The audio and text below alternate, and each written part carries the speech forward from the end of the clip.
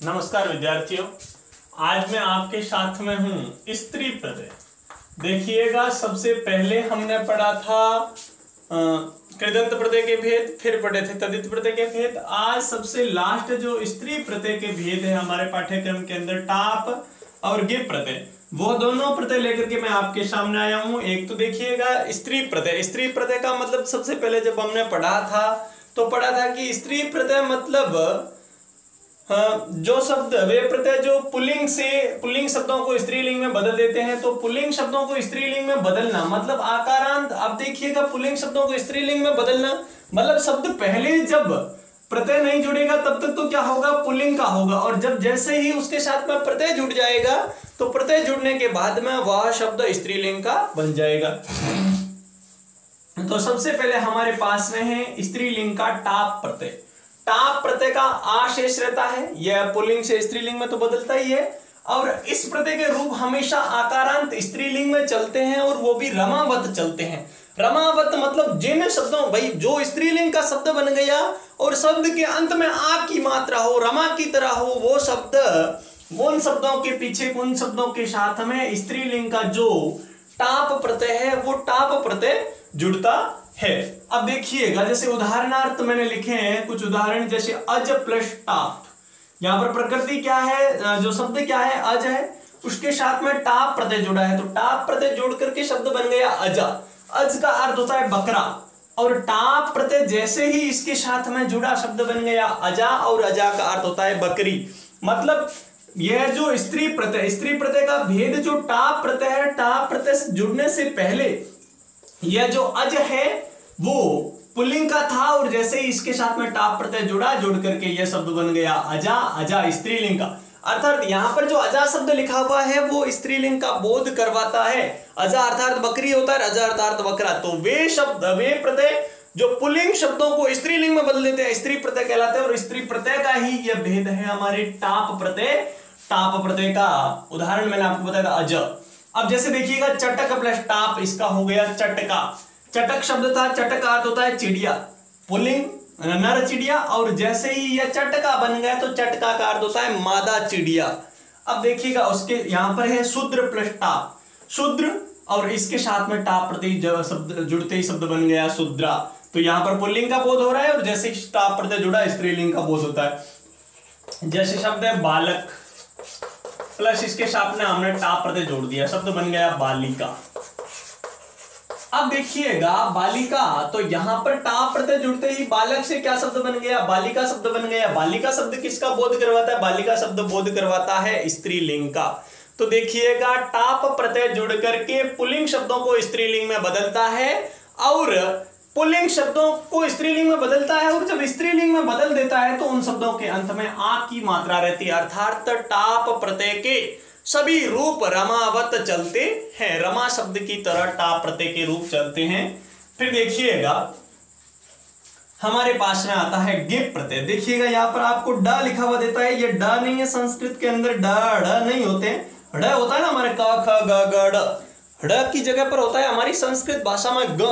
तो यह है गिप प्रत्यय। गिप प्रत्यय का देखिएगा ई शेष रहता है, ग बड़ाई और पा होता है, उसमें से ग का भी लोप हो जाता है और पा का अलंत का भी लोप हो जाता है। यहां पर शेष बचता है बड़ाई, और बड़ाई शेष बचने के बाद इसके जो रूप है वो स्त्रीलिंग में नदीवत चलते हैं। देखिएगा, नदी शब्द का अंत में क्या शेष रहता है, जैसे नदी कैसे ऐसे लिखा जाता है, नदी शब्द के अंत में क्या होती है, बड़े ई की मात्रा होती है। तो इस प्रत्यय के रूप भी जो भी होंगे उन सभी के अंत में किसकी मात्रा होगी, बड़े ई की मात्रा होगी। तब ये शब्द इसके रूप कैसे चलेंगे, नदीवत चलेंगे। इस सब, इनके सभी शब्दों के अंत में बड़े ई की मात्रा होगी, तो ये नदीवत इनके रूप चलते हैं। अब देखिएगा, इसमें भी यही है, जैसे ही इनके साथ में पुल्लिंग शब्दों के साथ में प्रत्यय जुड़ेगा, प्रत्यय जुड़ने के साथ में ही ये शब्द स्त्रीलिंग में बदल जाएंगे। देखिएगा, यहां पर शब्द था किशोर, किशोर शब्द था, किशोर के साथ में जैसे ही गिप प्रत्यय जुड़ा शब्द बन गया किशोरी। मतलब किशोरी शब्द किसका बन गया, स्त्रीलिंग का बन गया। और यहां पर यह प्रत्यय क्या कहता है कि भाई इस प्रत्यय के अंत में ई शेष रहता है, मतलब नदीवत रूप चलते हैं, तो नदीवत हो गया ना इसका रूप किशोरी। अब जैसे यहां पर शब्द है पर्वत, इसके साथ में जुड़ गया शब्द गिप प्रत्यय जुड़ गया तो शब्द बन गया पार्वती। जैसे यहाँ पर कुरुचर है, इसके साथ में गिप जुड़ गया, शब्द बन गया कुरुचरी।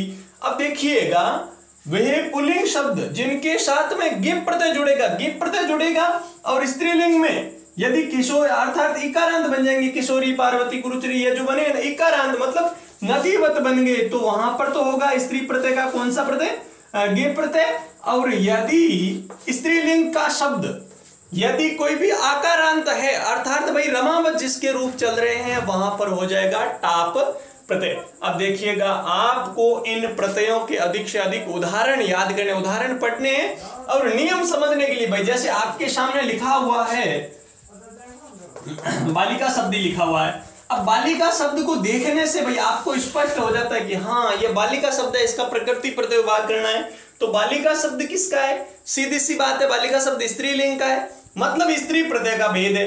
अब स्त्री प्रत्यय का भेद है तो बालिका के अंदर आपको यह पहचान करनी है कि भाई बालिका के अंदर कौन सा प्रत्यय हो सकता है। हमारे कोर्स में दो ही है, टाप और गिप, तो देखना टाप हो सकता है या फिर गिप हो सकता है। तो यहां पर बालिका के अंदर कौन सा प्रत्यय होगा भाई, आकारांत है, आकारांत है, इसका मतलब कौन सा प्रत्यय होगा, टाप प्रत्यय होगा, तो यह बन गया टाप। देखिएगा ध्यान रखना है टाप और गिप समझने के लिए यदि आपके सामने आकारांत का कोई भी शब्द दिया हुआ है तो वहां पर तो आप आंख मूंद करके टाप प्रत्यय जोड़ दो।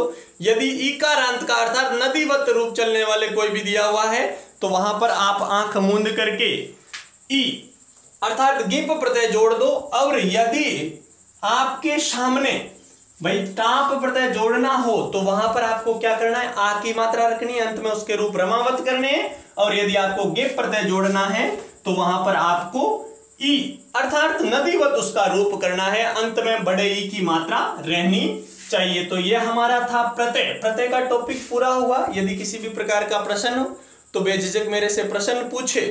और यह प्रत्यय जो है वो आपको एकदम याद करने, इसके अधिक से अधिक उदाहरण लिखने हैं, आपको अधिक से अधिक उदाहरण लिखने हैं, होमवर्क पूरा करना है।